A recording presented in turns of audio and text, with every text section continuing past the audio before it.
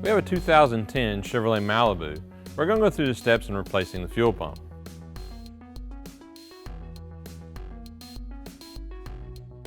We'll start by bleeding the pressure off the system using our pressure relief valve on our gauge. Be sure and capture the fuel into a safe container. Before beginning any repair, disconnect the negative battery cable. In order to do a proper fuel pump replacement, we need to clean the inside of the tank, and that will require the removal of the tank. With the exhaust properly supported, disconnect the 5 exhaust hangers and lower the exhaust.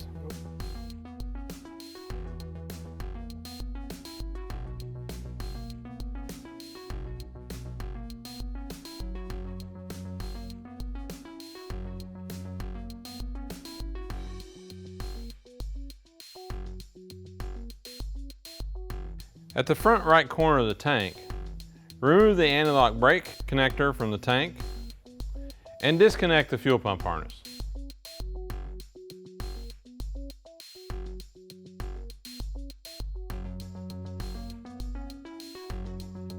Disconnect the emissions line and fuel line.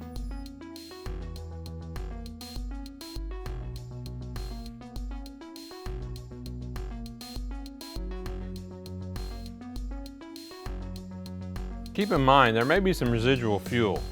Be sure and capture this into a safe container.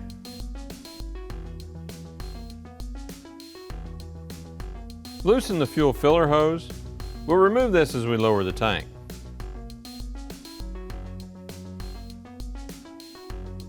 With the tank properly supported, disconnect the tank straps. Partially lower the tank and remove the fuel filler hose and vent line.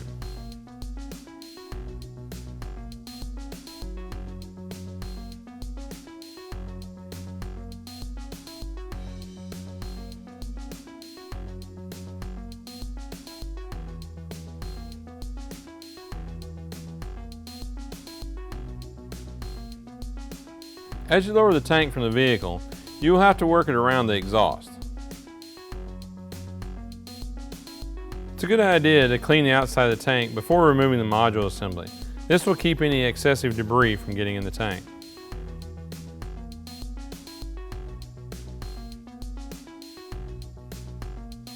Disconnect the emissions line,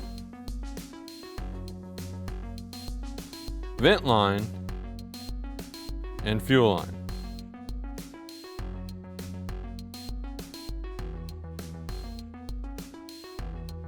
Slide the safety retainer back and disconnect the 2 electrical connections.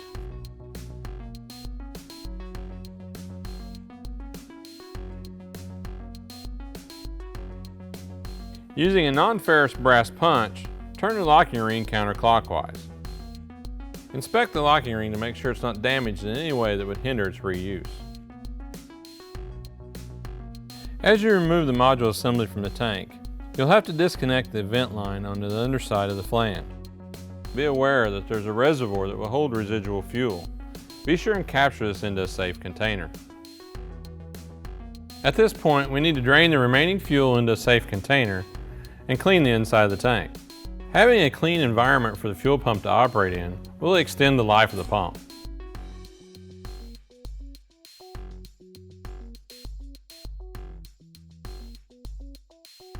With the inside of the tank thoroughly cleaned, we're ready to install the new Airtex module assembly. You'll be required to remove the sending unit from the old module assembly in order to reinstall the new unit.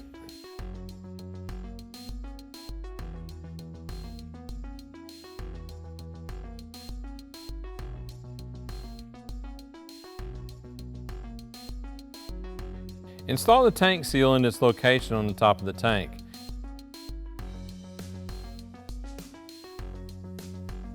And partially lower the module assembly into its location. Connect the vent line and fully seat the module assembly into location. For proper pump orientation in the tank, note the vent line location. Install the locking ring turning it clockwise, making sure the lock ring is fully seated. Reconnect the emissions line, vent tube, and fuel line. Connect the electrical connections, making sure to fully seat the safety retainer.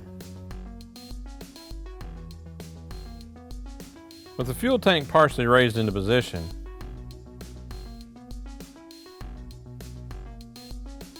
reconnect the vent line and work the filler tube onto the tank.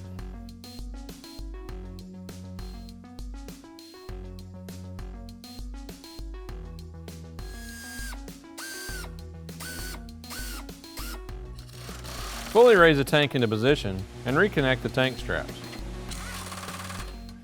Place the electrical connection back into its bracket on the tank and reconnect the fuel pump connection.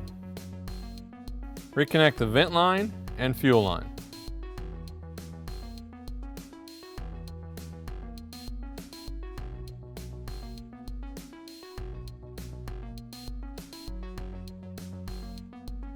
Raise the exhaust back into position and install the 5 exhaust hangers.